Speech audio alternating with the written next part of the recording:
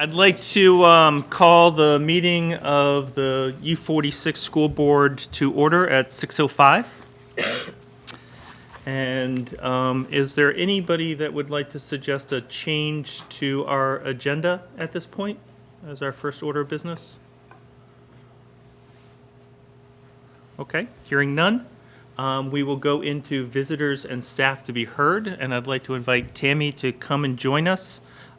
She'll introduce herself, but she has some information to share with the board, discussion regarding going back to our December meeting, our community conversation. Hi, thank you. Thanks for having me. I'm Tammy Custer. Great. And I was inspired to write an email. I wrote it to Brian and Judy, and I'm Erin. I'm friends and neighbors with Erin, and she said that thank you. You all read it, and thank you. And Judy invited me, and Brian invited me to come speak. And I'm speaking from several lenses. One is from my own personal experience being schooled in a school in Iowa where classes were leveled, and I was not in the highest level classes, and that really negatively impacted me. And two, I am a speech and language therapist in Milton, and I've been there many years, but the last 3 years I've been in the middle school. And the middle school works with the high school, and we are calibrating ourselves together so we have seamless transitions. And you may know that a few years ago, the high school ended all leveling of classes, and Ann Blake really has inspired me in a way, saying that any child should be allowed to take an AP course as a social justice issue. And I really believe in that.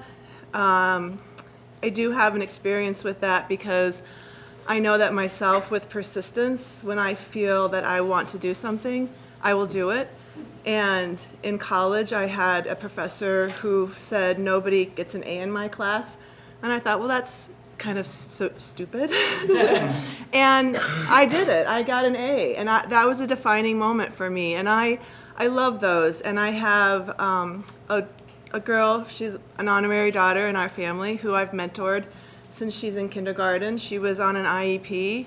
She's in a household that has income insecurity, food insecurity, housing insecurity, high stress. And she's now a sophomore at Milton High School, and she told me this weekend past that she's going to take an AP course next year because she just wants to. She wants to do it in English. So I love that inspiration. I love the growth mindset, and maybe many of you have read or heard of Carol Dweck and all this hot topic of growth mindset versus fixed mindset. And I feel really strongly from my experience that leveled classes promote the fixed mindset.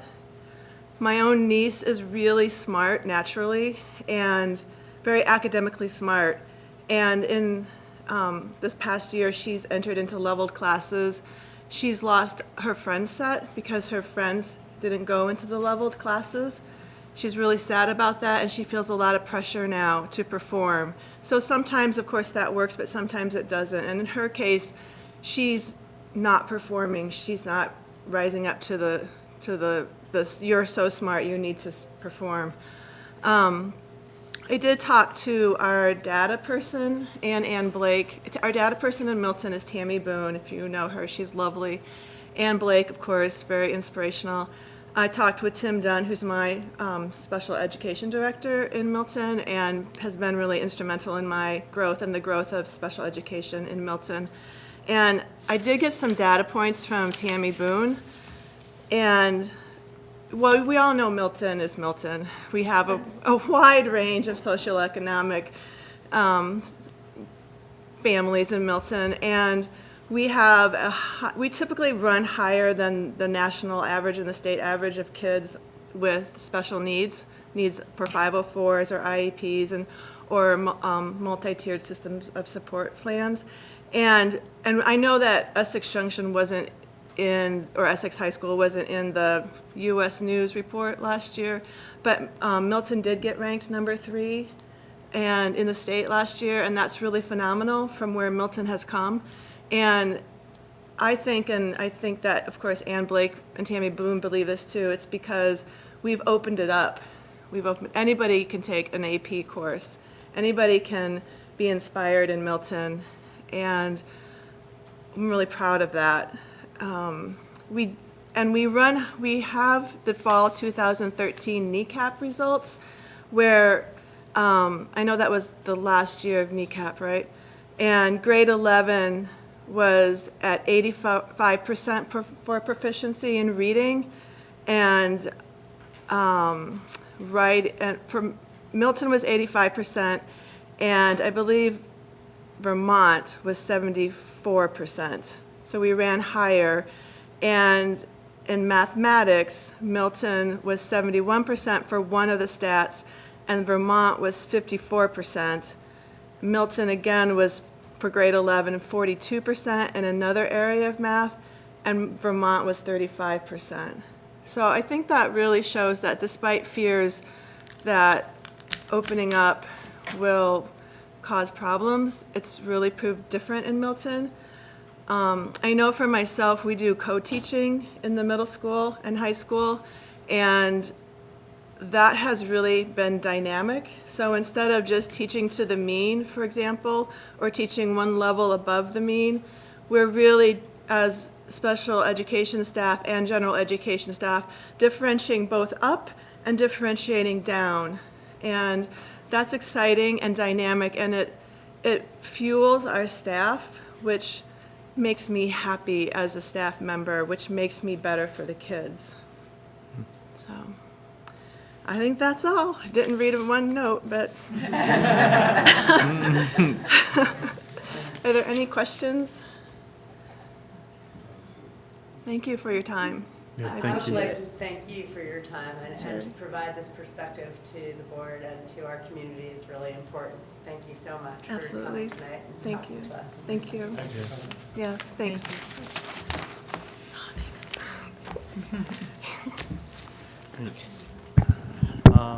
I see no other visitors. I think everyone else is accounted for on the agenda, so I'm going to move us to the consent agenda. So let me just explain the consent agenda, and then we can see if anybody wants an item pulled from it. Approve warrants, which is routine and is recommended. Approve the meeting minutes from January 4th and January 11th meetings. The principal reports are presented, and there was no questions that were directed through the superintendent and the chair, so those are included in the consent agenda. Issuance of the employment contracts for the U46 teachers and administrators for the employment contracts for 2016 and 17. An acceptance of retirement submitted by Scott Pennington, and the approval of a scholarship transfer. Details are included in the org notes, but generally it's a transfer of 10% of some excess general fund revenue to go into a trust and agency fund to be used for scholarships in CTE. Is there anybody that would like to pull anything from the consent agenda? No? Okay, seeing none, then may I have a motion to accept the consent agenda as presented?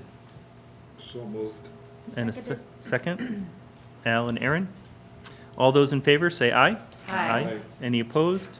Abstentions? It passes. So then we have our peanut butter and jelly, no, our proficiency-based graduation requirement update, and I hand that over to our updaters. If you could, as you come up and join us for our viewing public and for record, if you could just do your full introductions and everything. Rob, what part do you want me to just talk? You start. You just want me to start? Did you have this available for these guys or It was in my principal's report. Yep. no? Okay, so you guys have seen it, so Yes. we don't Yes. have to go through it? Okay. That's right. Yeah, it was presented. Great. No, I think I'm okay. I think I can do it. So, yeah, come on closer. Okay.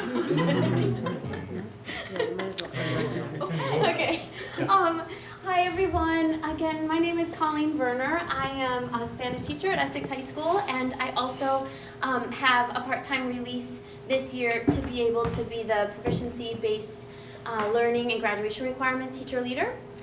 And I'm Carrie Fogg. I'm the Educational Technology Integration Specialist at the high school, and I'm helping Colleen with some of the nuts and bolts of getting through this. So the last time we spoke with the board, we had talked a little bit about our game plan for the year, and at this point we have an update as of February 1st.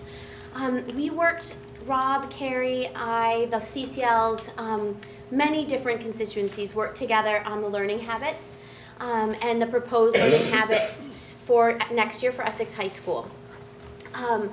Through a series of different meetings and input sessions and gathering of feedback from content areas, we established 2 learning habits to separate for next year that we presented to faculty on February 1st.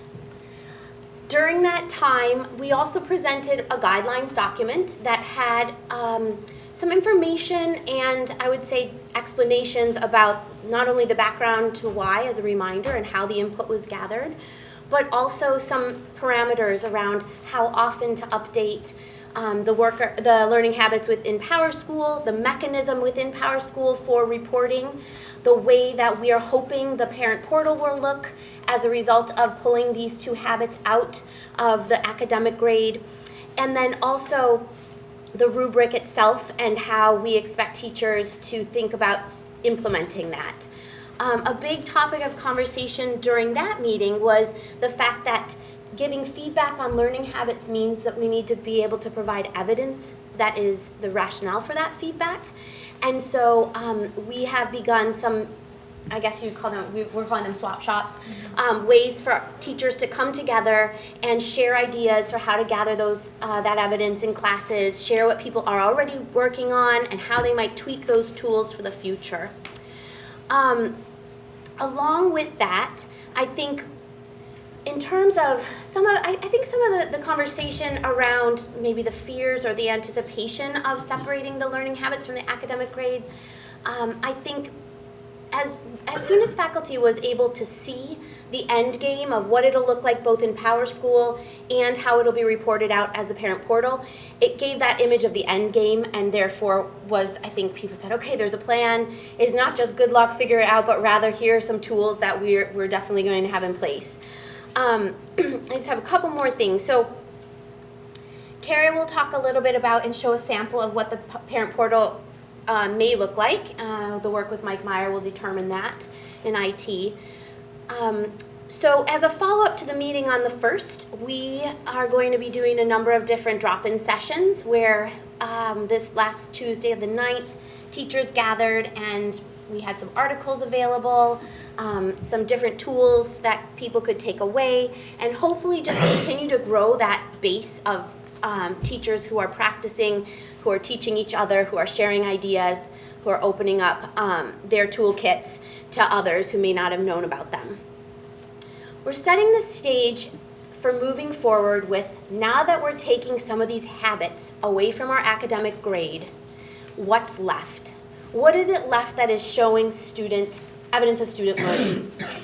And that's going to be, I think, profound and wonderful body of work that's going to impact students. Because as we look at what's left, what we grade, and how kids show their learning in our classes, that allows us to now think more deeply about assessment design and specifically how we're collecting that assessment, how we are also calibrating that within common content and courses.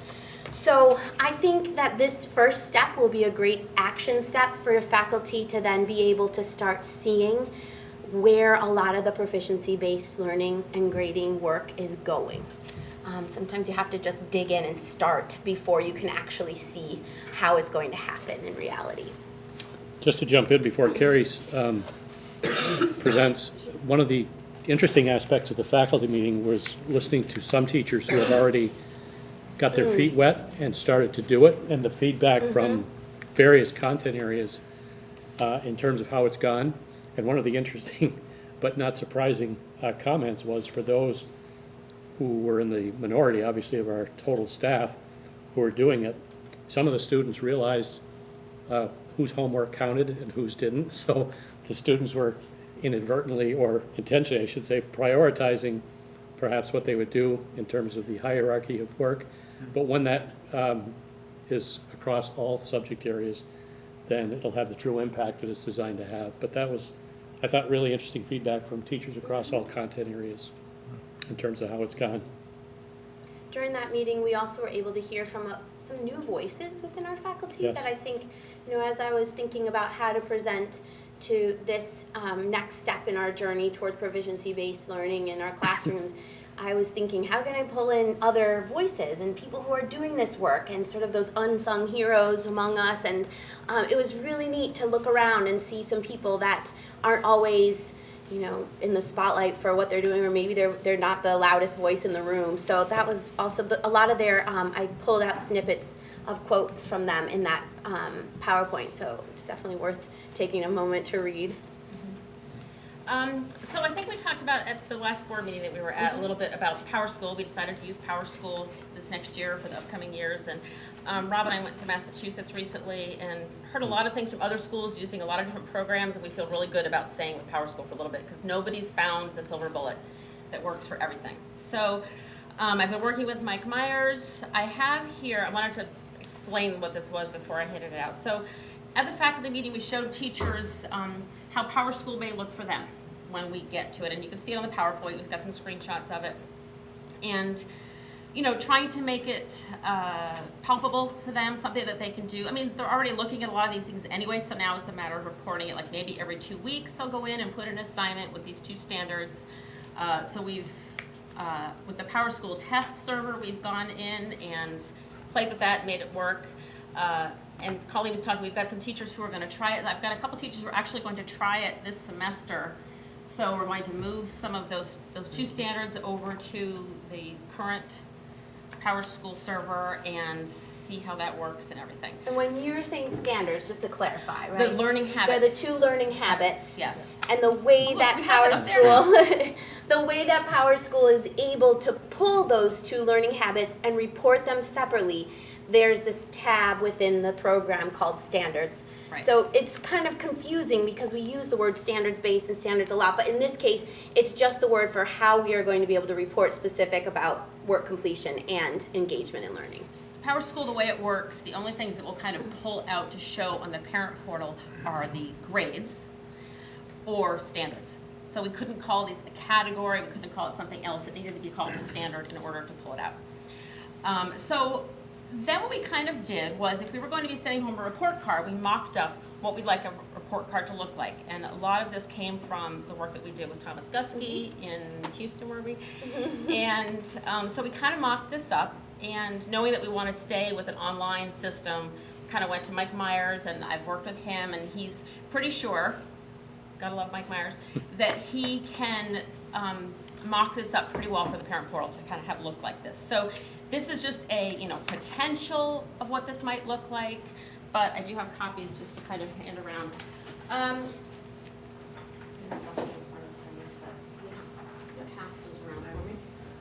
So again, this is an example. And we wanted to make sure that it had the rubric on there and it had some language on there.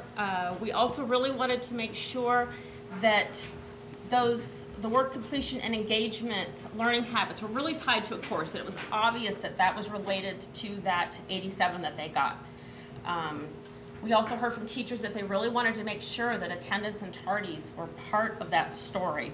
And so we tried to make that really obvious that, this course, and these are the things. So again, Mike is going to start working on this. He'll be working on it this summer. I'll work with him some, try to get it as close to this as we possibly can. And that's it. Any questions on that? Yeah. Attendance on the rubric, I don't see that. Okay, so that is a great question because we went back and forth. Originally, we had 3 learning habits to be separated, one of which was attendance. Feedback from teachers was, why would we also collect our own data about attendance when PowerSchool has the capability to do that. So, that said, what we did still want though is the connection between being in class and the connection between whether there's a connection or not of being in class and the final academic grade, so that instead of just being a number, a total number of attendances or of absences and tardies, it's actually reported in connection to the class. And I like that because to me it also shows that it's clearly a disciplinary issue if it is chronic, but it also can show the specific connection and any patterns around certain times of day, certain courses in particular. What's the story? The more we can communicate and have talking points, the more targeted our feedback and our supports and our interventions can be, whether it's academic, behavioral, attendance. So, yeah. Is there current practice in which a certain number of absences can create a change in overall grade? What will happen, well, there'd be a natural cause and effect one would likely see. But with excess cuts, not treating absences the same because there's a difference between a cut and illness, there would be a disciplinary consequence for cuts. We did try that last year at the tech center. We have a number that if a student falls above, we start talking about grade reduction, and in absences become chronic, we talk about credit reduction. I think this will eventually start to test that as well, right? If someone can achieve a 98% proficiency, but miss 25% of the classes, there still is that sense of proficiency's been achieved. And probably a lot more conversation around, so is this the right fit for you? Or do you belong in a different course? Yeah. Or have you, so there are all those, I think, stories like Carrie was saying that go into it. I know in the past at Essex, we've had certain policies around. Well, yeah, I was just going to say, we used to have an attendance review board, and if you had X number of absences, regardless of how you were performing, you would lose credit. And then there would be an appeal, which would come my way, Oh, interesting. typically May or June, no stress then. Your free time. And what you said is spot on, because it used to baffle me when a person would come my way with 20-plus absences, and I would look at their academic grade and it would be a 94, and it would give me cause to pause, really. Yeah. And of course, the other would be true too, someone that was really failing miserably. But we used to do that, but we do not do that anymore. And there's already some very interesting data through Edmund Inform around attendance and classes and grades, and there's more than meets the eye that in terms of the assumptions that one might make around attendance Yes. and final grade. It's very interesting data that I'd like to dig into, and especially having now a mechanism for putting it out into more people's eyes, I think it'll be really interesting. Can you Brian, are you driving? Yeah. Okay, can you back up to the slide that has the C- on it? Oh, yeah, that was, yeah. Okay, so when I think this, there are moments when you're presenting or hoping to teach, if you've been teachers, that you're like, I think I just made a breakthrough.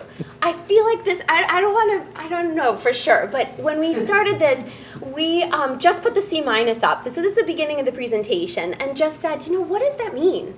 And this was, I stole this. This is from Gusky too. He starts a lot of his presentations with, a number, or C- or an A, and just says, well, what is that A? What is that C-? And kind of a turn and talk opportunity. And there are some interesting, just different ideas as to what it is, and then said, well, which student is it? And both could become a C- based on what is inside that grade, and there's all sorts of stuff right now that we take and we report out as a letter or a number, and it's not always 100% clear as to what makes that up. And so hopefully by separating these two learning habits, we'll get a little bit closer to that, and then again hone in on what is left and make that better. So anyway, I thought that was a good, I think there were some people who maybe had some aha moments there. I was curious on, I think that there's a lot of slides here. I know. Yes. There are. I think this is a timeline that we looked at before as a board. So this learning that we're going through now is starting to prepare us for certain things to occur next academic year. And do I understand correctly that that's the primarily is to have proficiencies identified and rubric for those proficiencies identified for every single course in the high school? Because that will be needed for the new ninth graders, right? Correct. For the fall. For the fall. For all students, all courses. All courses. All courses. All courses. But all courses, Right. all courses, yes. But only the ninth grader, it's not, the ninth graders are gonna be particularly, the 10th through 12th graders are still working on Carnegie units. Right. Yes, I mean, if you look at the line across the top, the Yep. plan was, and I'm glad you brought this up to sort of Yeah. reside this in a thoughtful three-year plan. And Yeah. Rob's been very clear that this is not something to do quickly, but to do well. So the body of work that a lot of teacher leaders, in particular Colleen, have been leading is identifying course proficiencies for every course in this building, regardless of whether or not it's a required course, so that every teacher is responsible for giving feedback to students, separating out achievement from work habits, regardless of the course, whether it's English comp or movie production. That being the foundation of proficiency-based learning and a proficiency-based system at Essex High School. The second body of work, and that would require reporting out differently. So if you have this report card next to the current report card, what it is it's an ad. So currently, teachers will see names of courses and a numeric, 93. Now they're going to see that the number is reflecting the course proficiencies, and they're going to get additional feedback on those work habits. The hard work that's behind the report card is the teachers separating those out, distinguishing between those two students that got the C- in a way that's much more transparent and holds us more accountable as a system. The second body of work that will impact the next ninth grade group would be the addition of the 5 Vermont transferable skills and holding them accountable to that for graduation. The third body of work that we're not there yet, and we've been contracting with Great Schools Partnership to help us with, is so now that we've put those things in place for students, every course, regardless of whether or not it's required, will have proficiencies, separating out achievement, adding Vermont transferable skills. Do we need to change our graduation requirements? What values do our communities, that our new community, our larger community have towards holding us accountable for that whole child, and what is it? We've really come to appreciate how complex that question is, and that it can't be done in isolation in rooms here. So we've begun that work, working with the teachers, and that's the work that I hope that we can have a conversation about the next body of work around community engagement. But I think under Rob's leadership, scaffolding it out in a 3-year plan buys us that opportunity, but it means that we need to start having those thoughtful conversations relatively soon to start engage community in that work. While we're doing that, know that there's a huge body of work that's going on in the building where teachers are doing something pretty different pedagogically in reporting out achievement separate from work habits. And my hope is that as we move forward in planning our professional development in-house next year, that will be around assessment design in particular, looking at those course proficiencies. And the transferable skills, because there are many resources from the state and around the transferable skills assessment system, which we can use as a part of our assessment design work in individual courses, as well as for the transferable skills. So it's kind of a lot of jargon, I know, but. And once again, the entire faculty is adopted and pleased with the Vermont transferable skills moving forward. And is that the state is particularly looking for proficiency in those transferable skills? Yes. That for them denotes that somebody's able to or should be graduating from high school. Yes. College then- career ready. College career ready. Now, internally, we may have ways that they need to evidence things for our community. All of them still need to end up having satisfied the 5 transferable skills. Mhm. They're both good news and bad news. I was working as an educator, educational leader in Vermont, is there's a great deal of guidance and parameters, and then a little bit of room for schools to make it up. So I feel really fortunate, and I know Rob's been part of these regional meetings, that where Vermont came out with transferable skills, they could have stopped and said, identify some cross-cutting skills, and schools could have made those up. What they did is they said, these are the 5 we'd like you to focus on. It's not required. These are rubrics, these are tasks, these are indicators for the 5, not required, and most high schools thankfully have gone with it. Because we've often played out, though, what happens when a student moves from building to building across the state. Yep. The other areas, science, math, so forth, a little bit looser and sort of more room for schools to tweak things. But I am feeling pretty confident as we talk with the leaders from our neighboring districts that many of them are following a 2 to 3 year plan to get there. And transferable skills, many of them are waiting a year or so because the state's still kind of refining how we can assess those. A lot of collaboration among schools and districts too. Just, I think, I was talking to Amy the other day and she said, well, I can reach out to the curriculum director, but you can reach out to this person at South Burlington, and Erica could reach out to the literacy coach. So there's a lot of different people collaborating from different lenses, which I think will just make the process better. So. And our regional superintendent annual superintendent, curriculum director, special ed director meeting on April 8th is focused on this topic. The last thing I think I would just take a moment to say is the more work that I do on the proficiency-based graduation requirements in particular, the more important I see it is that it's a K-12 endeavor. Because ultimately, if we're saying that graduates in our K-12 system, this is what it looks like to be proficient upon graduation, other eyes need to be at the table and voices about that, and knowing that that process has to begin in kindergarten, essentially. So we're all becoming more and more familiar with our Common Core state standards and all of our different standards, national standards in every content area. And yet, we need to think about how we're going to form a bigger committee to do this work, K-12. So I guess maybe that's just a little plug to think about how to structure that work moving forward. Well, that's kind of why I'm here. I'm on TV. So anyway. Does anybody on the board have any questions? Just a comment. Quite a while back, we had talked about, Rob and I and the board had talked about a concept called student in good standing. And it was points. The more points you get on your driver's license, most probably you have some bad habits in there. And or some other issues. But I don't think the points really reflect the performance unless it reaches a certain level.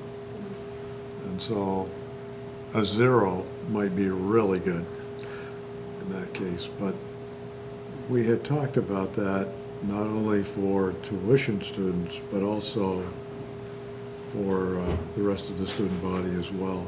That it's just a score, and when it reaches certain levels, then it needs to be checked in.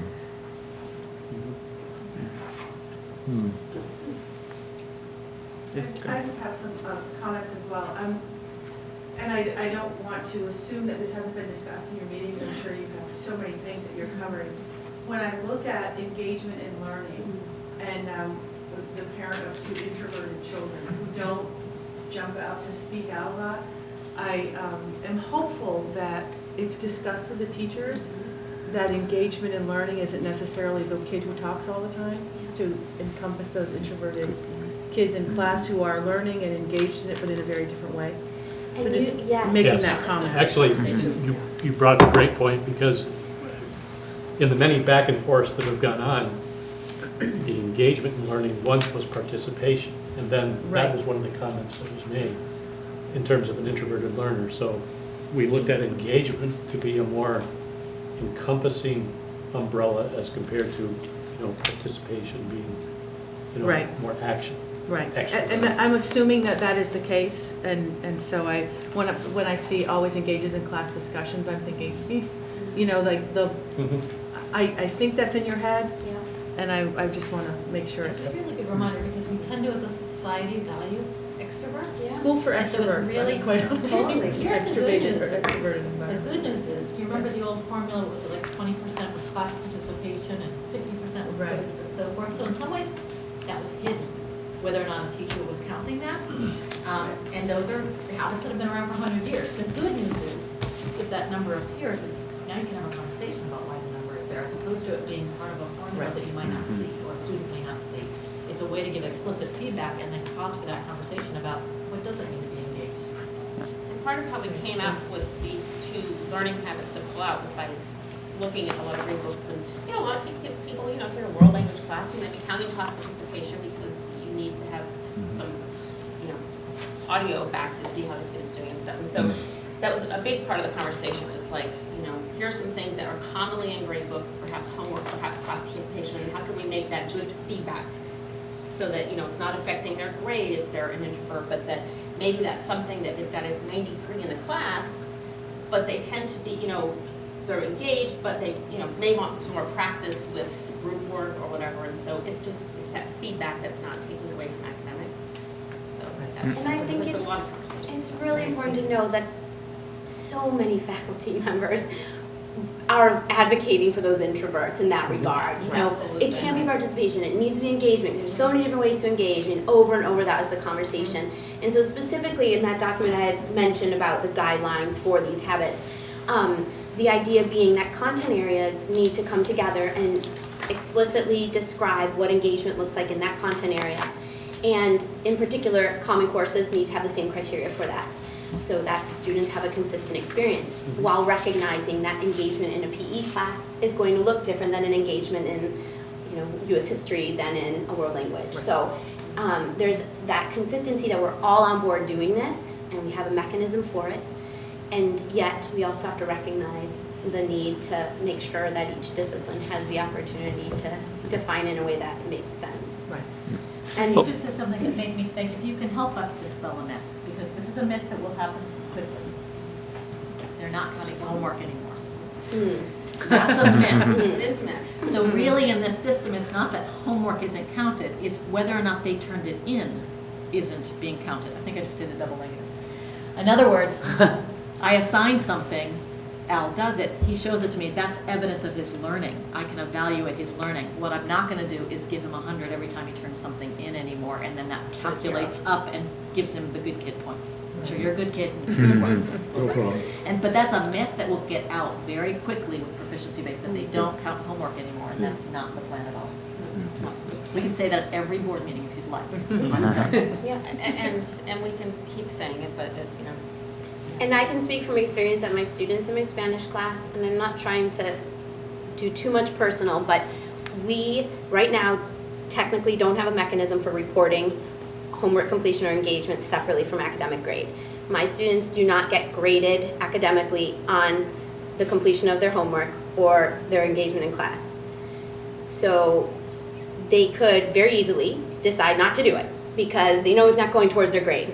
And there's no other mechanism for reporting out about it. However, I talk to them every single class about the importance of the connection of practice to the final performance. And it puts the onus on me as an educator to make sure that the practice I'm asking them to do is actually valuable. And they'll see the connection between doing that practice and their final outcome on their summative assessments. And they do their work. because they like her a lot. They wouldn't Well, make her happy. no, Because of that. but they understand it. They do They because get you it. talk So to them. You tell them I think why. it's going to be a learning curve that we also need to recognize that students haven't learned this way yet, and we need to teach them. We need to carve out time in our classes. We need to give student information sessions. We need to find ways for kids to get to understand better what this means and the impact on their education. So. One question I had was on the rubrics, and you guys made a good point around being able to establish kind of norms across courses. Is there a plan for kind of consistent rubric norming? Especially I imagine as you go forward, right? It's going to be an iterative process to say, okay, we think this is what a 3 or a 4 looks Yeah. like. Okay, now we're actually all across the board. What's the next, iteration? So what's the plan? And to be specific, you bring up a great point. I think there's definitely a plan within content areas. Mhm. Because as Colleen mentioned earlier, what engagement could look like in physical education is different than world language. So we want all our physical educators to be calibrated. We want all our world language teachers to be calibrated, our mathematics teachers, so that all the Algebra 2 teachers would have that same calibration. So yes, and recognize that there is a difference between the specific class that you're taking, the content area of classes you're taking. And we talked about that.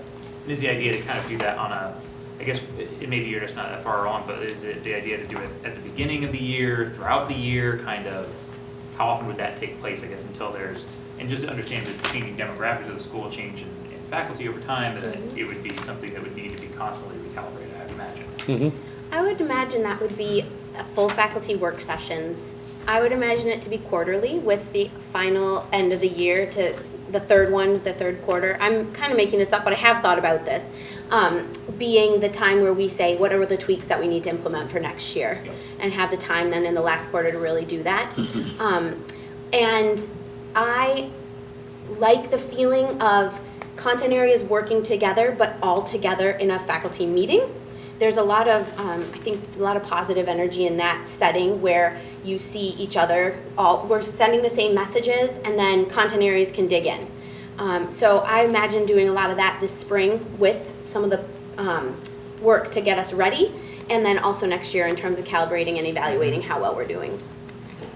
Another question I had was, I saw on the sheet you had that had like the, which student is this? It had both behaviors and habits, right? So I see that they have like learning habits broken out in the rubric, but how about the behavioral piece? And I know that's kind of embedded in that statement, but then to the extent, is there a way that we're either tracking or evaluating student behavior in class and their interaction with other students, right? And that effect on the learning environment. And I know that's a controversial one because obviously sometimes that does automatically get baked into the C- or C+, right? But how do we, or what is the plan, I guess, to figure out? And I will say, again, just to cite Gusky, the work when we were in Houston especially, he said if you can start with compliance habits and get faculty working, calibrating, coming together on something common that is consistent and successful, then you can dig into some of the behaviors that may need more teaching involved in them, and then more calibrating, more learning among faculty as to how to evaluate those. Kathy Quinn has she's a special education director at Essex High School, has a really great lens on that. If we are going to be evaluating it, we have to make sure that we're teaching it and helping kids learn what these behaviors really mean. So I do think we have those in the back of our mind, and there are certainly teachers that are advocating for more habits and behaviors being pulled out of the academic grade, but I feel like this is a good first step. So the other piece to that is, if you look at the transferable skills, the 5 transferable skills, a couple of them speak to kind of that civic and social responsibility, and therefore that will be yet another mechanism for formal evaluation of some of those skills that students are required to have upon graduation. So it's not just feedback as to what are your habits that are contributing to your learning or pulling away from it, but rather saying, these skills are so important that in fact you need to prove that you are proficient in them upon graduation. So like self-direction and civic and social responsibility, and then all the scoring criteria within those 2 different habits, transferable skills in particular.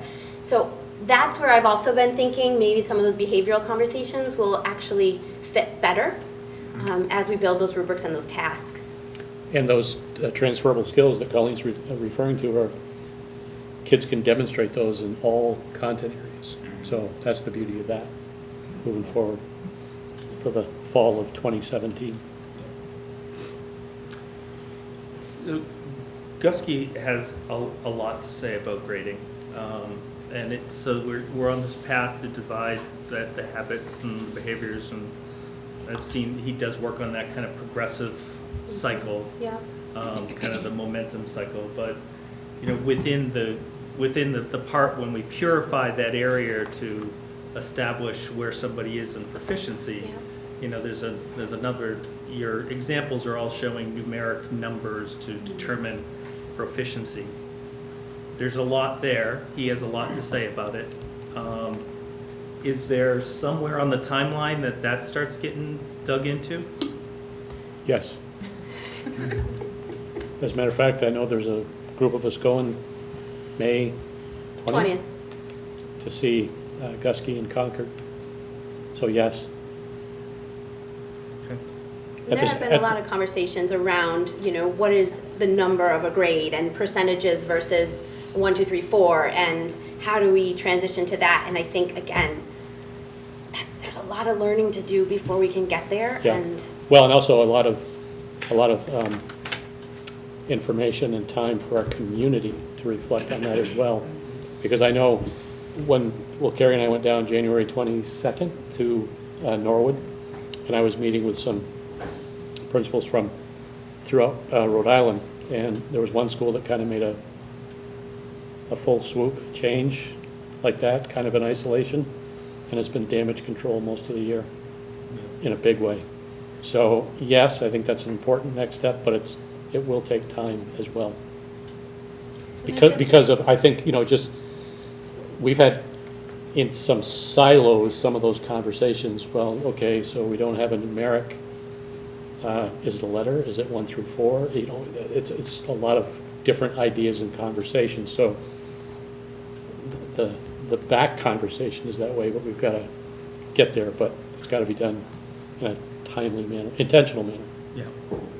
And I think as we continue to do the work, especially with some of the models from the state, transferable skills, their scoring criteria and rubrics, and we think about when we take what's left in our grades after we've separated habits, and we're asking teachers to look at their assessments and have common rubrics for those assessments, you naturally start going to a 1, 2, 3, 4. And I'm not saying that's where we're headed by any means, but it starts to become kind of illogical to then translate that 1, 2, 3, 4 to a percentage in some kind of arbitrary way. So hopefully some of those conversations, people will also come to this thoughtful, understanding place before that is put out to them without the context of having tried it. At least personally, that's happened to me. Just to jump in, another school has moved to ABC not yet, and in order to retest or try to demonstrate again, your learning habits have to have a score of 3 or 4. So if you don't ever do anything, okay, you're set with not yet. Well, until you start doing something, that'll determine when you get to that. So going back to the comment, homework isn't as valued as, I think it's even more greatly valued moving forward, just that people don't realize it because it's kind of flipped on them in terms of what homework traditionally is. I think I would take some of Colleen's points, and I would say valuable homework will be valuable. Yes, yes. Good, that's a good point. So Yep. and that's always been the case. Yes.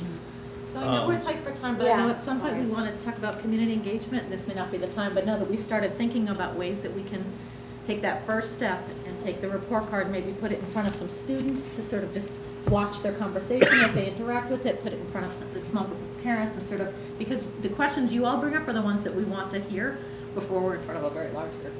And so those were some early steps that we were thinking about, and I know that we've had a conversation about community engagement, so I don't know if you had some thoughts about that you want to talk about tonight, and I know also that we're over time.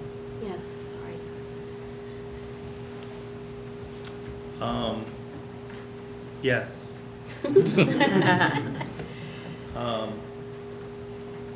I guess where does the board, I still have this sense that you've laid out some of the changes that we can expect at the beginning of next academic year.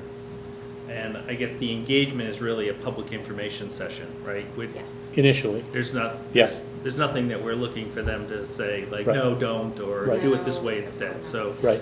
we're looking to engage the public to be informed, not for a decision-making process. And that was communicated to the 8th grade parents on February 2nd as well.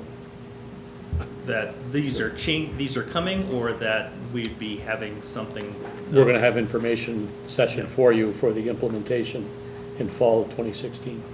I think the board has been particularly interested in trying to find a place where we can do community engagement, not a public information kind of process.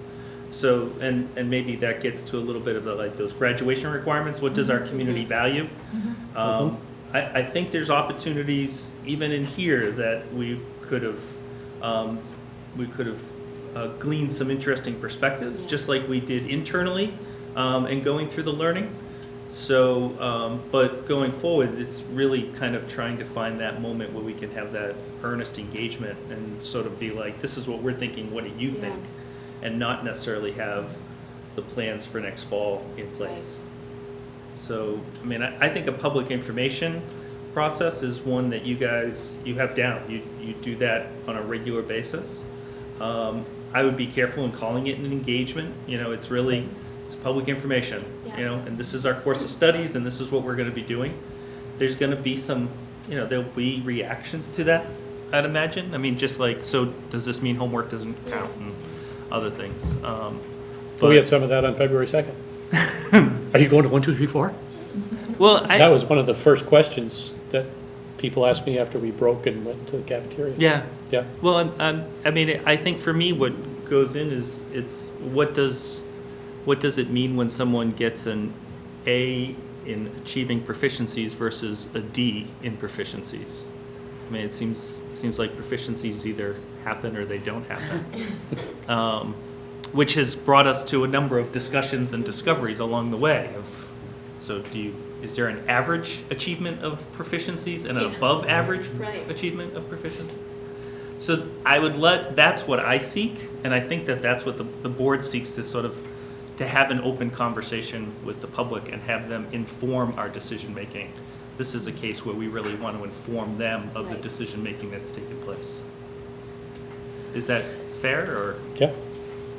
So. Yeah, and I would say that that's part of the overall engagement strategy, but I really agree with Brian about being careful about calling it engagement when it's information. If it's a continuum, information dissemination is crucial to getting to engagement.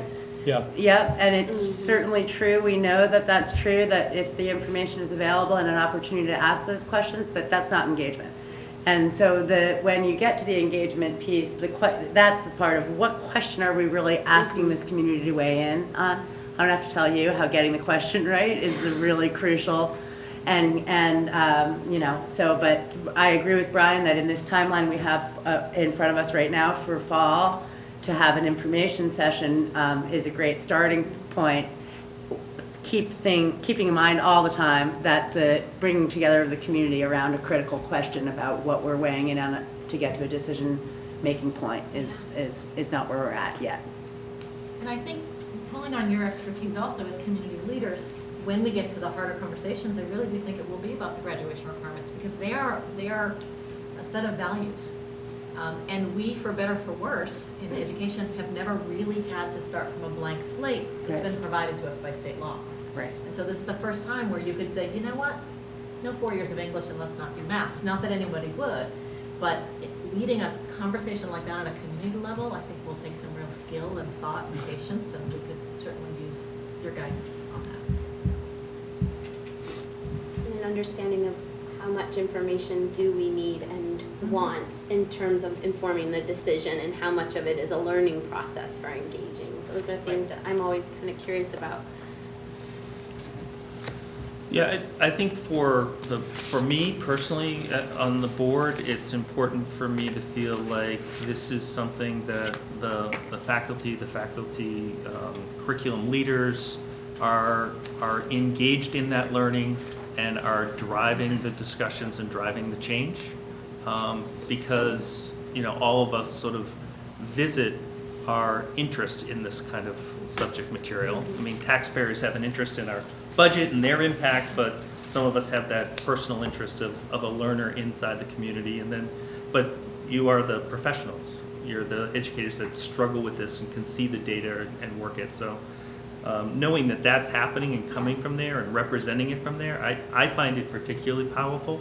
I know that it works in an environment in which we have our lead educator within the CCSU and the building administration, but having that voice of the faculty is, so any engagement, any public information, I think it's really valuable to talk about that and then reference those aha moments, and because that is a way to bring people along to the learning of it.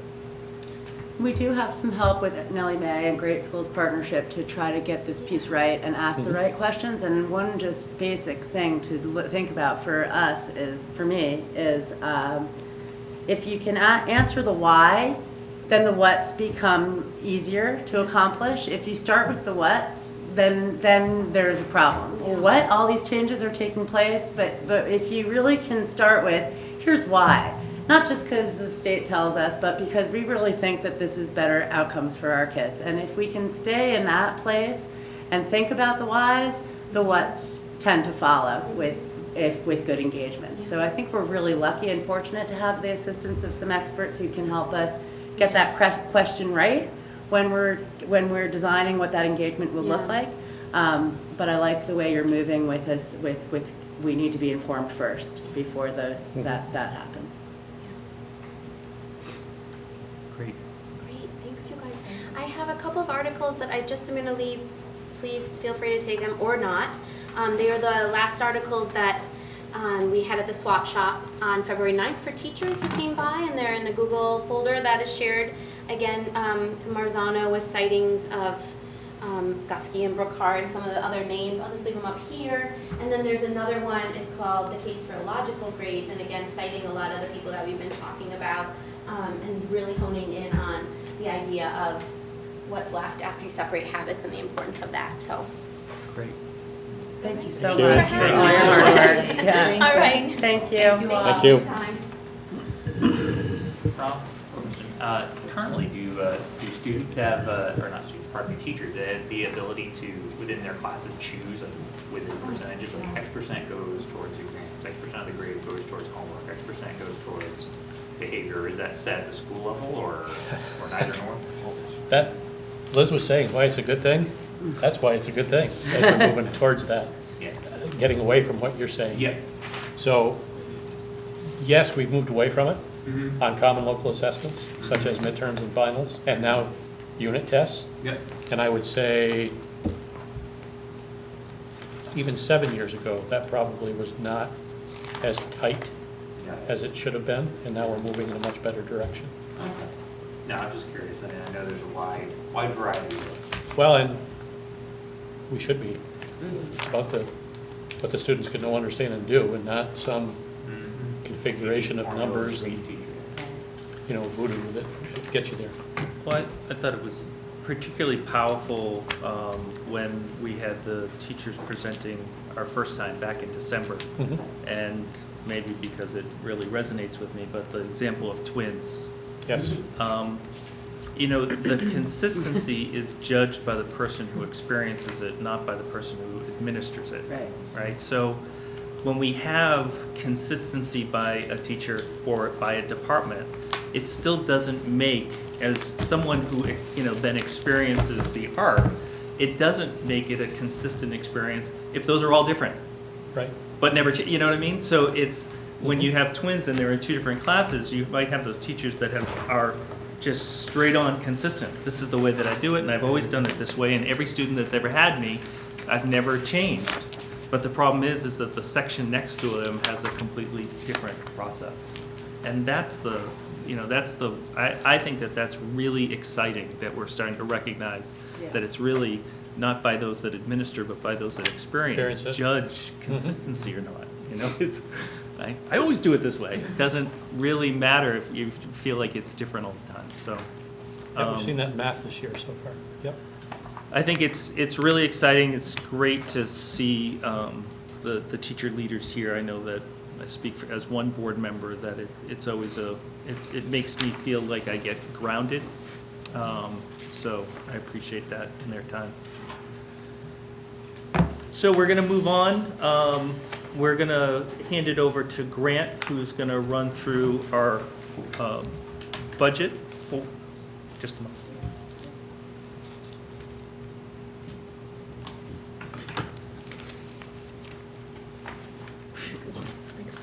Oops, didn't mean to do that.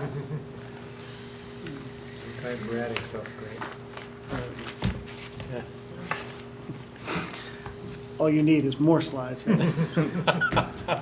Okay, well, good evening. This briefing represents a culmination of multiple budget work sessions, as you all know, and it encompasses both Essex High School and the Center for Technology Essex.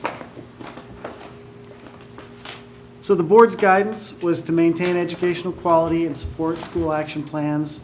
Additionally, for the high school, we were asked to be sensitive to the burden on taxpayers by proposing a budget that was within the allowable growth threshold, and we'll talk a little bit more about that in a minute. For CTE, the taxpayer burden was to be addressed by proposing a budget with level tuition. So this slide is a quick summary of the budgets. At a glance, the expense budgets are decreasing for both EHS and CTE. EHS is below the allowable growth limit, and CTE, as you can see, did come in with a level tuition rate. Consistent with prior years, the capital plan was limited to 1% of the Essex High School budget. So we'll start with the high school general fund. And as with most years, there are some laws that impact the budget. The most significant this year was the allowable growth provision of Act 46. It established per pupil spending limits for each district in the state. And if a community went above that limit, they would be double taxed. Subsequent to that, the Senate passed what's been referred to as S-233, and it might actually have an H number too, but S-233 was an amendment to Act 46, and it did several things, but the key things were it added 0.9% to everybody's threshold limit. Not a big deal for us because we were already below. It also established the penalty at only 40% versus a double tax if you exceeded the threshold. I bring that up because, as I mentioned, you were already below the threshold, but what S-233 does is it's going to end up reducing the amount of revenue that's collected statewide from penalties that other communities may have had to pay. So that's important because if that happens, then tax rates across the state will end up having to increase to recoup that. So speaking of tax rates, base tax rates are set by law now. Property is $1, income sensitivity is 2%. In prior years, we always wondered whether that would change through the legislature. That shouldn't change. Those base rates are the base rates. Now, spending per pupil is divided by something referred to as a dollar yield. That's what can change. So there are different dollar yields for property and for income.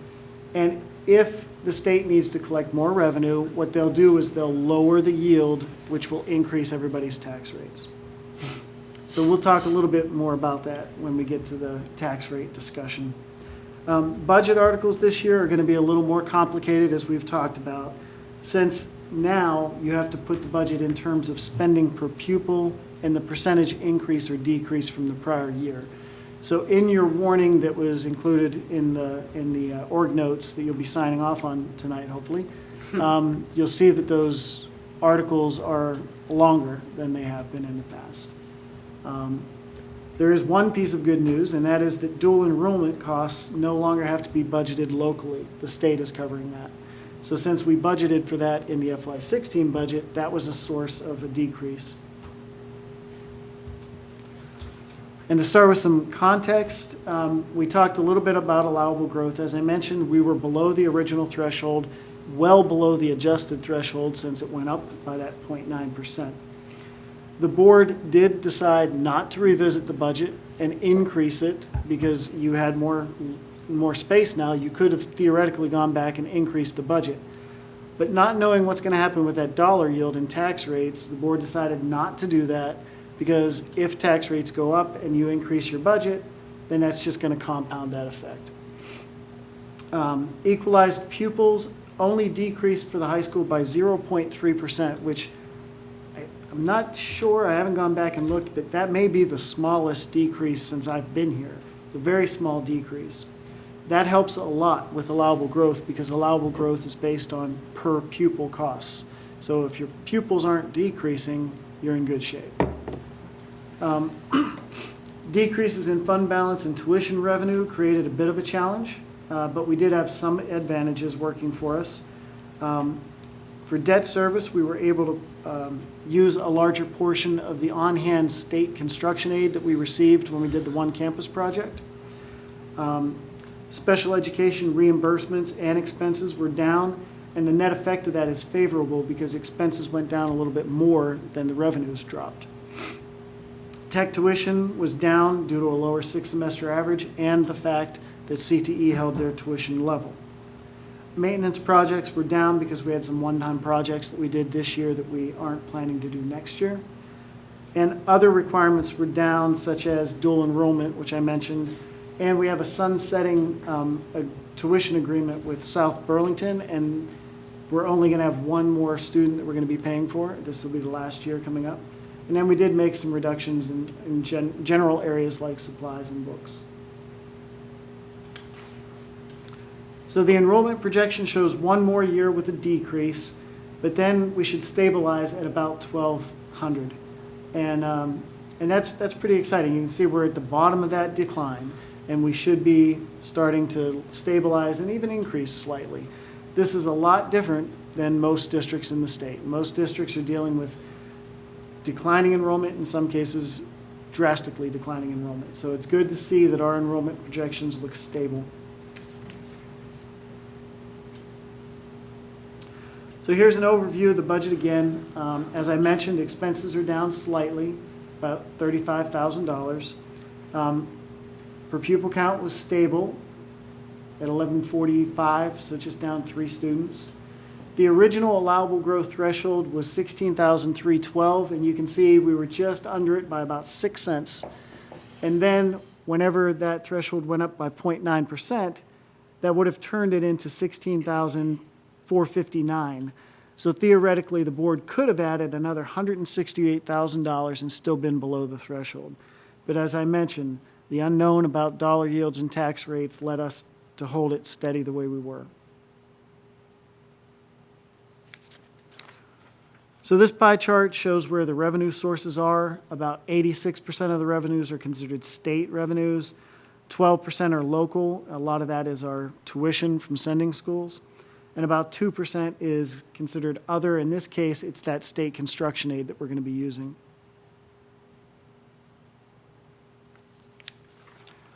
So these are significant revenue changes. The fund balance is down $209,000. We've talked about this before. It's continuing to go down as we build tighter budgets. The chance for surplus ends up being smaller, so you have less surplus to roll forward. Same thing happens in CTE. Regular education tuition is down $141,000 since we project less tuition students, though we did try to offset some of that by increasing the tuition rate by $700 for next year. Special education revenues from sending schools is down a little bit because we anticipate less needs for those students who are tuitioning in. The education spending grant is up. That just balances revenues with investments. State special ed reimbursements is down $261,000. It aligns with lower special education costs, which you'll see in a moment. Tech Center on behalf tuition, that's the amount that we get from the state to pay for tech tuition. That's down slightly because our 6-semester average is down slightly. State construction aid, that's the one campus money that we're going to use. This gets a little confusing. It's not really an increase from 0 to 400. We actually applied $200,000 in FY16. But when I budgeted in FY16, I just reduced our debt by that $200,000, so I kind of netted out the cost and didn't show a revenue. This year, we're showing the full cost of long-term debt, and we're showing the full revenue amount. So keep this $400,000 increase in revenue in mind when we talk about long-term debt, because it's going to look like long-term debt went up, over $200,000. But when you factor in $400,000 in revenues, long-term debt, the net is actually down significantly. Other categories, as you can see, if we combine everything else together and lump it together, it's pretty much level.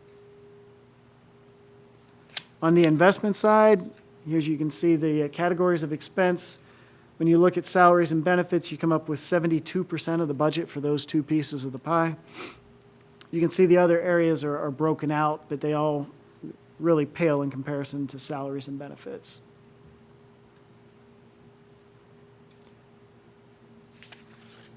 And this chart shows investment changes from the FY16 budget to the FY17 budget. Salaries are up 1.9%, and that factors in staffing adjustments. Benefits in total are only up 1.3%, even though health rates went up 7.9%.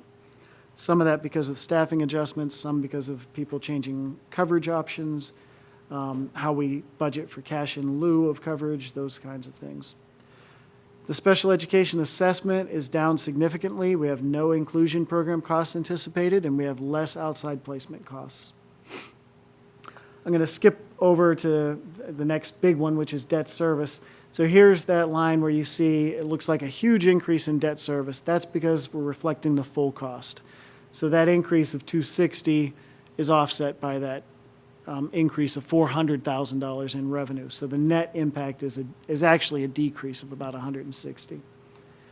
The other bar is a pretty big decrease. That's the dual enrollment no longer having to be budgeted for, and the fact that we're down to just one student on the South Burlington tuition agreement as that sunsets.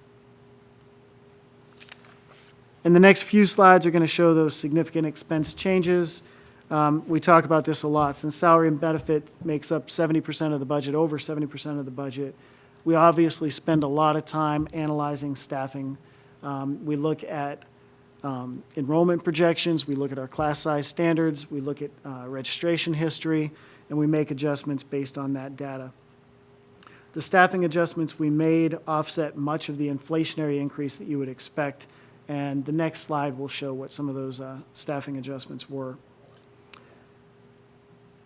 The special education assessment decreased, as I said, based on the fact that there are no inclusion program costs anticipated and lower outside placements. The lower district special ed costs are driven by the fact that we had budgeted for a social worker in the high school for FY16, and that social worker is now carried in the SU and is covered by Medicaid funds. So that was a nice $50,000 decrease. So here are the high school staffing adjustments. Based on enrollment projections, as I mentioned, class size standards and registration history, we estimate a reduction of 1.625 classroom teachers spread across many different disciplines. So basically what this was looking at is how many sections do we need in science? How many sections do we need in social studies? And just, portions of teacher FTEs in many, many different areas. That reduction is anticipated that it'll be taken care of just through natural attrition. We're not talking about any kind of RIFs. Based on the body of work for the Learning Lab, we're shifting from a certified position to a less expensive support staff position. So it doesn't change the overall FTE, but it is a dollar savings. We also believe we can reduce one teaching assistant in ACE, the Alternate Center for Education, and one custodian.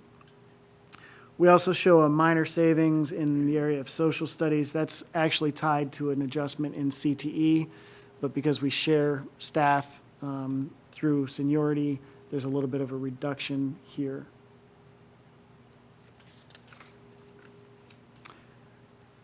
Tech tuition is down because our 6-semester average is down a little bit, and as I mentioned, CTE held the tuition rate level, so that helped. The overall SU assessment increased by 2%. Your portion of that was a little lower than 2% because it's based on student enrollment. Maintenance of building and grounds is down due to those one-time projects, such as relamping that we did this year. Utilities has just an inflationary increase. Insurance, we were told that we can anticipate level rates for property and liability insurance. Transportation is down largely due to a drop in special education and homeless requirements that are anticipated. Technology is down largely in hardware and mostly because of prior year investments. Debt service, I know I've kind of gone over this a few times now, but it includes the amount paid from state construction aid. So once again, the increase of 242 minus the increase of revenue of 400 means the net is about a $163,000 decrease in debt service. Athletics is down a little bit because we made some equipment purchases in FY16. And in total, the other categories show a fairly substantial decrease, but a lot of that is the dual enrollment costs and the South Burlington agreement. And now we get into the tax rates. So the next few slides are going to talk about tax rate estimates for homestead and income sensitivity. And once again, for anybody that asks, make sure you know and tell them these are just estimates. If the dollar yields drop, which I anticipate they will, then what I'm showing you is going to be understated somewhat. And I tried to caveat that. Just want to make sure everybody understands and that we're being very upfront with this. Most households, as you know, receive some type of income sensitivity adjustment. So if people want to really estimate what their taxes are, they should consult those tax grids. Unfortunately, they're not available yet, but they should be available in time for the informational hearing. So now we get into the math. This is the grade 9 through 12 property tax rate. The top chart just shows how we come up with our spending per pupil, which is that education spending per equalized pupil, ES divided by EP. The bottom chart shows all the calculations that you have to go through in order to come up with a tax rate. The key number is that property yield, 9,870. I think the latest number I heard was 9,713, but it has not been set yet. This 9870 is the last official number we got from the Joint Fiscal Office, and it was prior to S233. As of now, the tax rates, property tax rates for both Essex Junction and Essex Town are lower than FY16. For income sensitivity, grade 9 through 12, and I keep saying grade 9 through 12 because people need to know that we combine these tax rates with the Essex Junction K-8, pre-K-8 tax rate and the Essex Town pre-K-8 tax rates. But for income sensitivity, once again, the key number is called out there. That income yield is 11,065. Once again, I believe that number will come down. But as of right now, the rates in EJ and ET are 0.96 and 0.98, which are down probably around 0.04% from this year. And even with a dollar yield that drops, I think we're still going to be lower in the area of income sensitivity. So this slide shows comparisons for Essex Junction, Essex Town between 16 and 17 for both actual homestead or property rates and income sensitivity rates. And you can see as of right now, in Essex Junction, the actual homestead tax rate is going to drop about 0.6 cents. In Essex Town, about 1.3 cents. Income sensitivity is down 0.04% for Essex Junction, 0.06 for Essex Town. And I did put a little kind of caveat at the bottom there. If the dollar yields are lowered to the amount that I'm kind of hearing about, then the homestead tax rates may go up by about 0.9 cents, and income sensitivity may go up by 0.02. Bottom line, though, is if that does happen, even if that does happen, 3 out of the 4 tax rates on this chart are still going to be lower than FY16. The only one that would be higher is the Essex Junction property tax rate, which would turn from a minor negative to a minor positive. Grant, do you have a time period in which the yield has to be determined or will be determined? I don't. I know that House Ways and Means is focusing on that right now. I think that there's pretty common knowledge that people need to know what this is before traditional town meeting day in March. So I think we'll have it well before we go to our informational hearings. The challenge is, are we going to know it before we have to send out our annual reports? Yep. And that's what always gets fuzzy because we have to draw a line at some point, send out the annual reports, and if the dollar yield changes after that, then at the informational hearing, we're going to be presenting information that doesn't quite align with the annual reports. It will for the budgets. All the expense and revenues are all going to be the same, but the tax rates could be different. I would hope that we would find something out before the end of the month. Like I said, I've already heard 2 different yields come out, so I do think that they're kind of noodling through that right now with Joint Fiscal Office.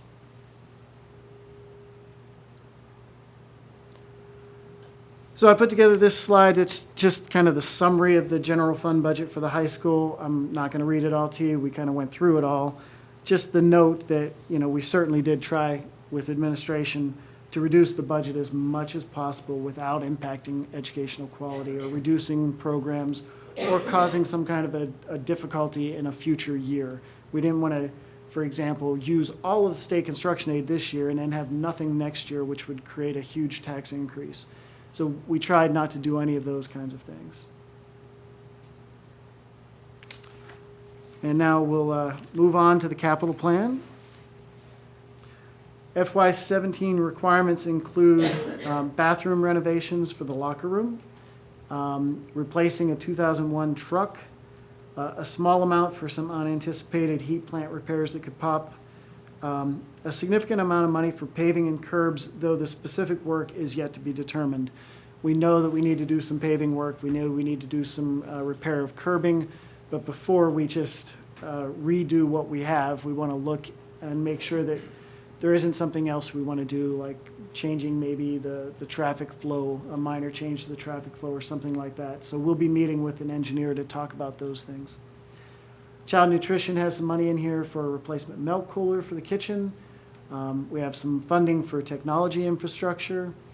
And just as the note mentions, this year's capital plan, we're only showing 1 year. And the reason why is because future year requirements are going to be determined by this new unified union school board. But we want people to know that feedback will be given to the new unified union school board from the community engagement work that we've done. And I think it's pretty well known that pretty soon we're going to need to do roof replacement for the educational center. So those types of feedback will definitely be passed along to the new board. And so that total dollar amount of $244,300 is 1% of the high school general fund budget. And we'll finish up with the CTE budget. Some context, allowable growth doesn't impact the tech centers, but our tech center decided to try to keep tuition level in order to try to help sending schools, of which Essex High School is one. The 6-semester average decreased by almost 6. This hopefully will be the last kind of significant drop, and we should settle down after that. Fund balance is down about $70,000.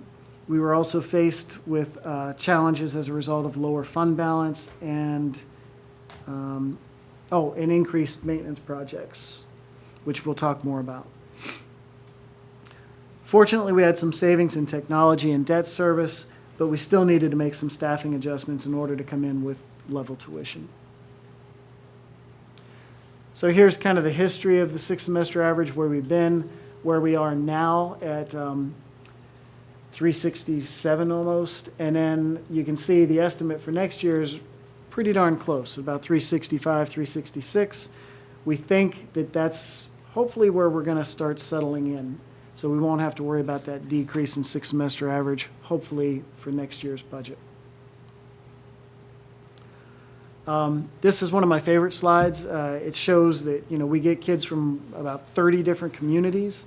And you can see the breakout, and the pieces of the pie get pretty small until you get to that last one, which they would be very, very small. I glumped 13 other communities together to come up with 7 kids. But what's interesting is the top 5 sending schools, Essex High School, MMU, CVU, Colchester, and Milton, make up 63% of the kids at CTE.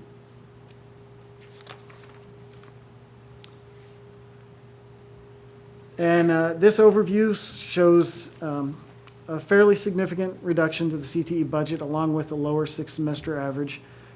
Typically, whenever you see a drop in 6-semester average, you'll see expenses actually going up, or maybe not expenses going up, but expenses going down, sorry. When the 6-semester average drops, expenses usually drop as well, but what you see increasing typically is tuition. And that we decided not to do this year, and we made the challenge to reduce the budget by enough so that we didn't have to increase the tuition rate.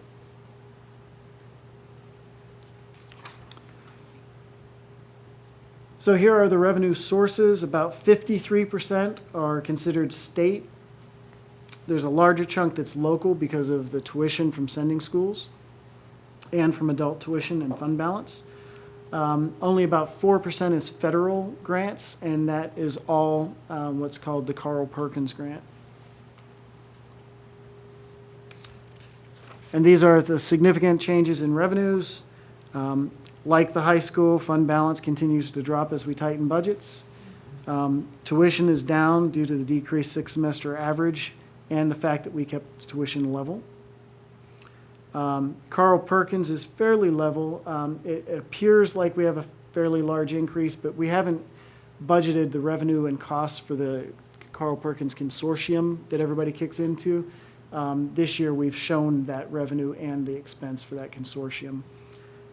Everything else is fairly level, as you can see.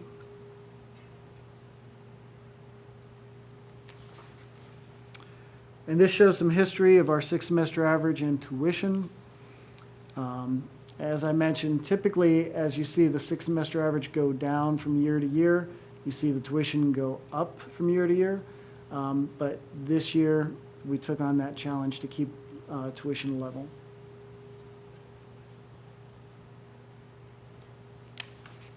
On the investment side, you can see the categories of expense. Salaries and benefits are about 73%, so it's pretty consistent with high school as far as the amount of the budget that goes towards salaries and benefits. And you can see the other categories broken out. The category that we actually call other is 7.7%. That's supplies, books, travel, PD. That's higher than you would see in the high school, and part of that is just the nature of tech education means you're going to have more costs for things like supplies and consumables. And here we see the bar chart showing investment changes from FY16 to FY17. A very minor increase in salaries due to the staffing adjustments we made, which will come up on a future slide. We'll skip over to debt service. You see a large decrease there because the tech center just shows the cost, and if we used more state construction aid in the high school, then the cost to the tech center was lower, so you didn't have that kind of two-sided thing going on. In the tech center, you only had that in the high school. So here you just see the net effect. Technology is down thanks to prior year investments. Maintenance projects, you see an increase there for a maintenance project to create lab space. In the other area, you see a fairly substantial decrease, largely for supplies and shared maintenance costs. So here are the significant expense changes on the next few slides here. The salary increase is only up 0.8%. And the next slide will go into that a little bit. The benefit cost decrease is 0.8%. So it's going down even with the 7.9% health rate increase.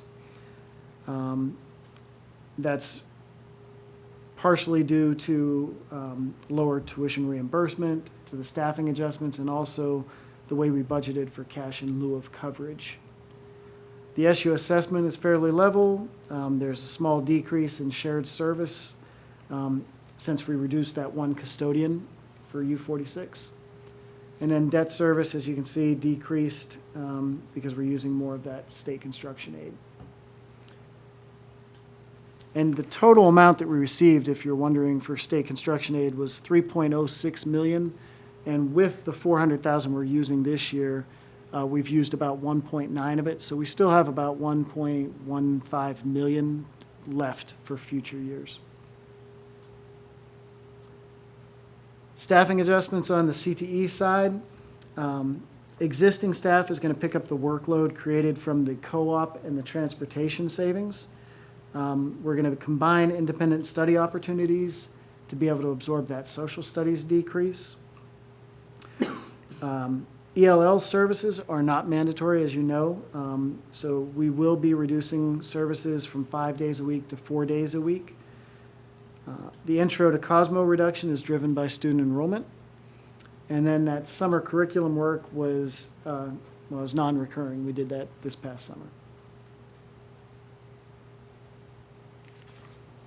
Technology is down due to prior year investments that are spelled out there.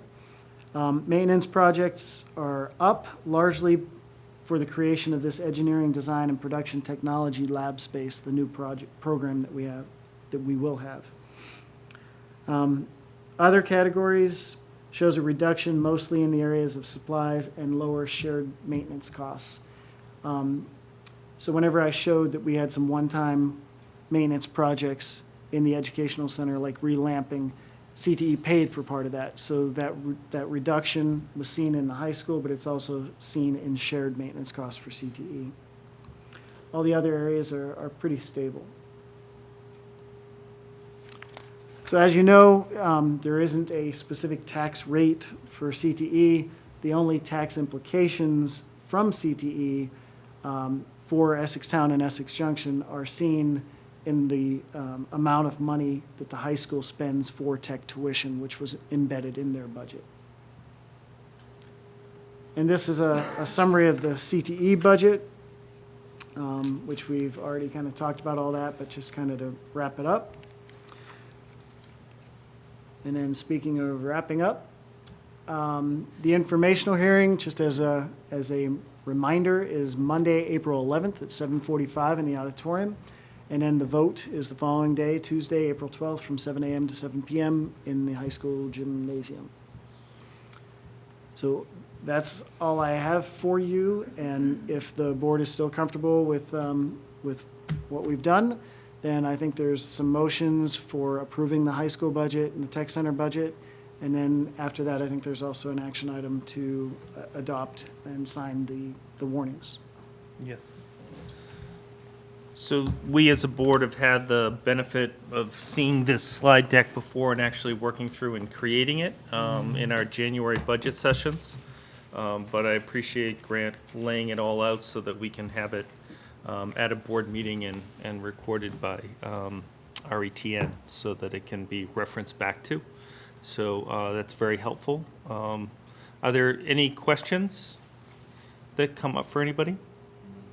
So there are two motions that are outlined within our organizational notes. And I would look to begin with someone to make a motion to approve the EHS general fund budget of $24,430,060. Kathy? Aaron? Is there any discussion? Hearing none, then all those in favor say aye.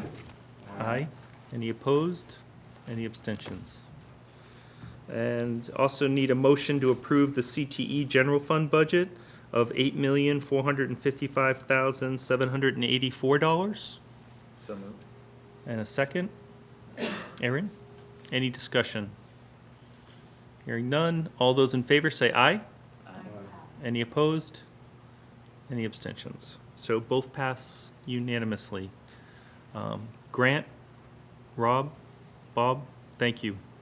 A particularly difficult year because of external factors, but I think one in which the U46 community has again stood up proud and strong to meet those challenges with the idea that we can still serve our students to the best ability that we can, and we participate as in the overall state community at trying to manage a sustainable process of funding our education. So thank you very much.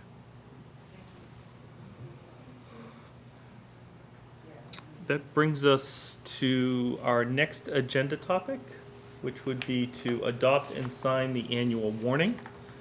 This is best done if it is read.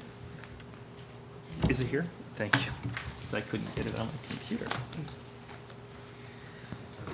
So, is there anybody that would like to volunteer to read the warning? I can do it if you I just. You're doing a lot more talking. Yeah, exactly.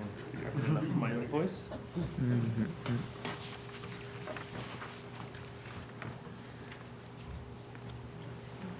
Ready, everybody? Essex Community Educational Center and the Union School District Number 46 Annual Meeting and Public Informational Hearing Warning. Monday, April 11th, 2016 at 7:45 p.m. The legal voters of the Essex Community Educational Center, Union District Number 46, are hereby notified and warned to meet at the Essex Community Educational Center on Educational Drive in the auditorium of said school at 7:45 p.m. on Monday, April 11, 2016, to take action upon the articles below and thereafter to hold a public informational hearing on the proposed fiscal year 2017 budgets. Article 1, to elect a moderator for 1 year, a clerk for 1 year, and a treasurer for 1 year. Bless you. Article 2, shall the Essex Community Educational Center Union Number 46 authorize the school directors to borrow money by issuance of bonds or notes not in excess of anticipated revenues for the next fiscal year? Whereupon, after disposition of said business, said meeting shall be adjourned to the following day, Tuesday, April 12, 2016, when legal voters are hereby notified and warned to meet at Essex Middle School in the town of Essex between the hours of 7 a.m. and 7 p.m., and at Essex Community Educational Center in the village of Essex Junction between the hours of 7 a.m. and 7 p.m. respectively, to vote by Australian ballot on Articles 3 through 5. Article 3, shall the voters of the Essex Community Educational Center Union Number 46 School District approve the school budget to expend $24,430,060, which is the amount the school board has determined to be necessary for the ensuing fiscal year. It is estimated that this proposed budget, if approved, will result in educational spending of $16,098.82 per equalized pupil. This projected spending per equalized pupil is 0% higher than spending for the current year. It is estimated that this proposed budget and the following article, if approved, will result in total educational spending of $16,312.23 per equalized pupil. This projected total spending per equalized pupil is 1.3% higher than spending for the current year. Article 4, shall the voters of the Essex Community Educational Center Union Number 46 appropriate to the Capital Replacement Reserve Fund an amount not to exceed 1% of the high school budget for capital improvement items contained in the Essex Community Educational Center School District 46 Capital Plan. Article 5, shall the voters of the Essex Community Educational Center Union Number 46 appropriate $8,455,784 necessary for the support of the Center of Technology Essex for the year beginning July 1, 2016. Upon closing of the polls, the ballot boxes will be sealed, reopened at the library of the Essex Community Educational Center, and the ballots commingled and publicly counted by representatives of the boards of civil authority of the town of Essex and the Essex Junction Incorporated School District under the supervision of the clerk of Essex Community Educational Center Union District Number 46. Approved this 15th day of February 2016 by the Essex Community Educational Center Union School District Number 46 School Directors.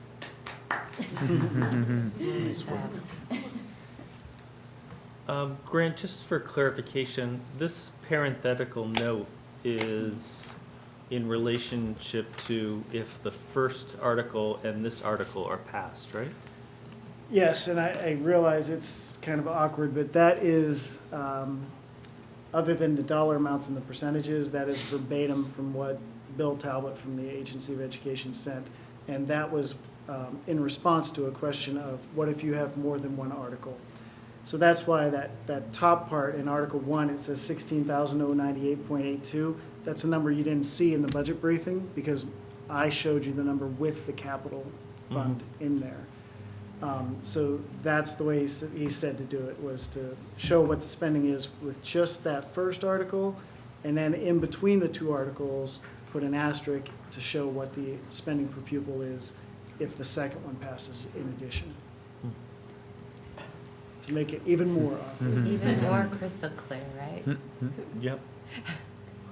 Are there any questions with regards to the warning as presented? Note that we're second going into, so Essex Junction pre-K 8 will be ahead of us.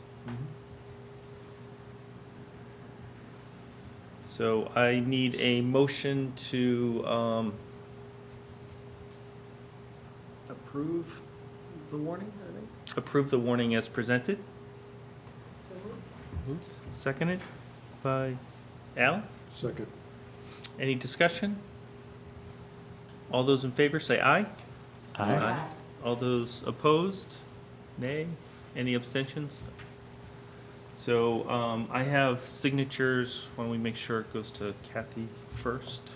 Yeah, just so that Kathy's going to be heading out at 8. And I should have mentioned too that this briefing that I just presented will load onto the board's website tomorrow. Great. And I appreciate Aaron reading the warning because I mentioned how the vote was going to be in the high school audit gymnasium, but that's only for village residents. So I'm glad you read the warning because town residents actually go to a different location. Middle school.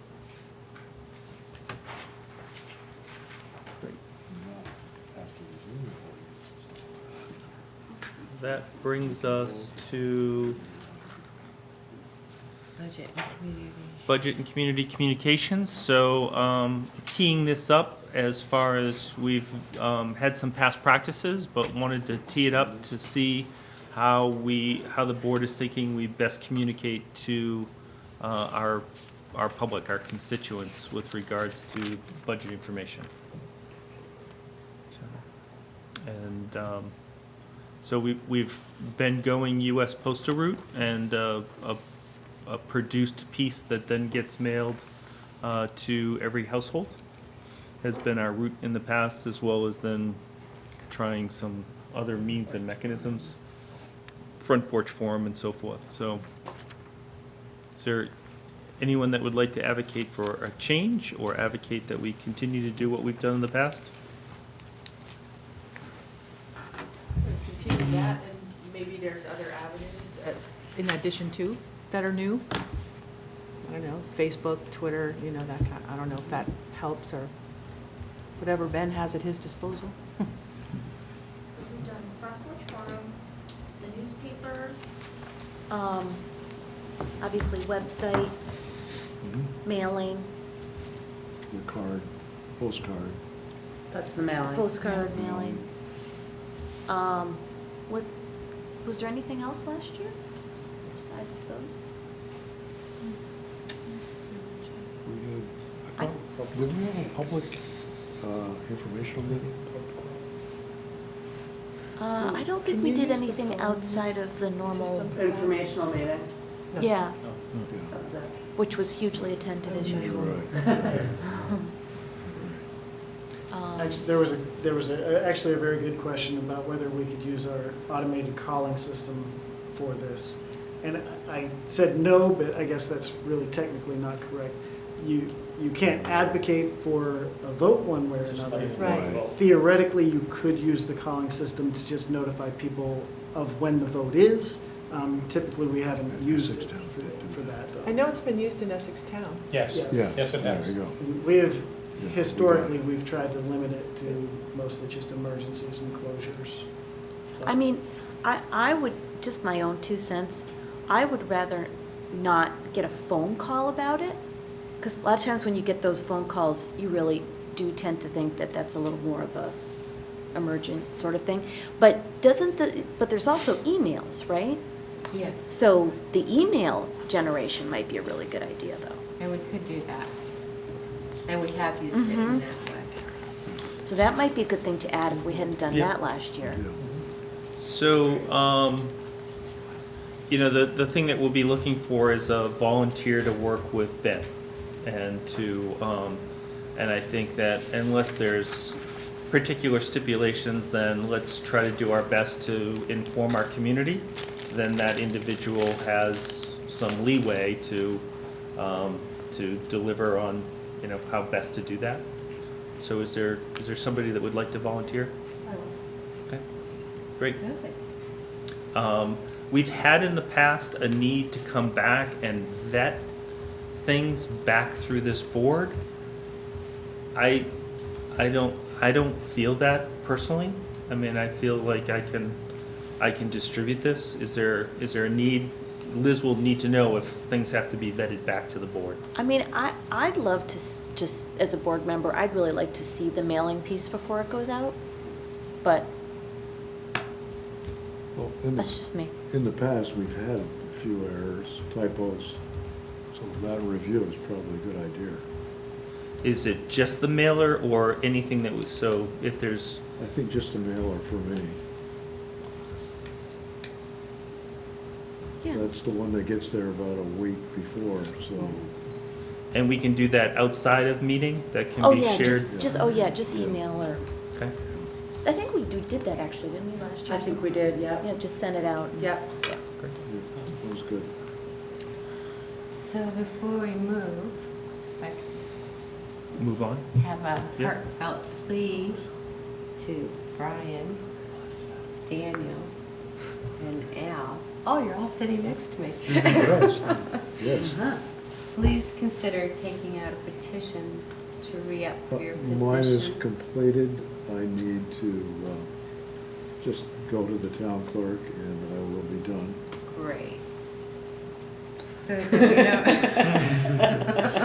Is that a timely response? That was very timely.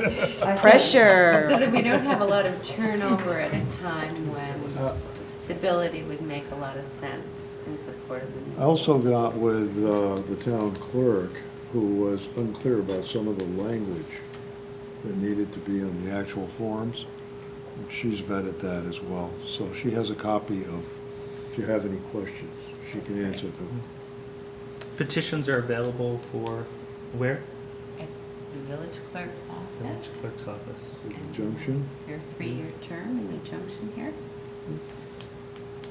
And it is officially a 3-year term with, Officially. yep. Yep. Okay, well, just asking for individuals that might be interested in our viewing audience. Yep. That's right. If others are interested, that would be great. And, Yep. I just wanted to put a plug out for stability.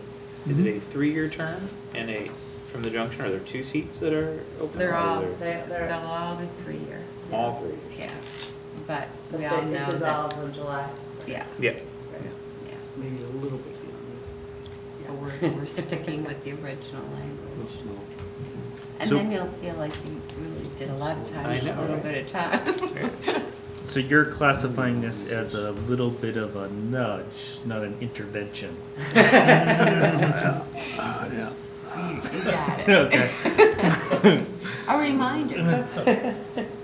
Okay. Friendly reminder. Thank you. Thank Bye, you. Grant. Thank you, Grant. so much. The Act 129 legislative advocacy letter is also another place in which we're looking for a volunteer if the board so chooses to pursue this. So this is, we had at our CCSU meeting, we had in attendance 2 legislators and talked about some of this issue.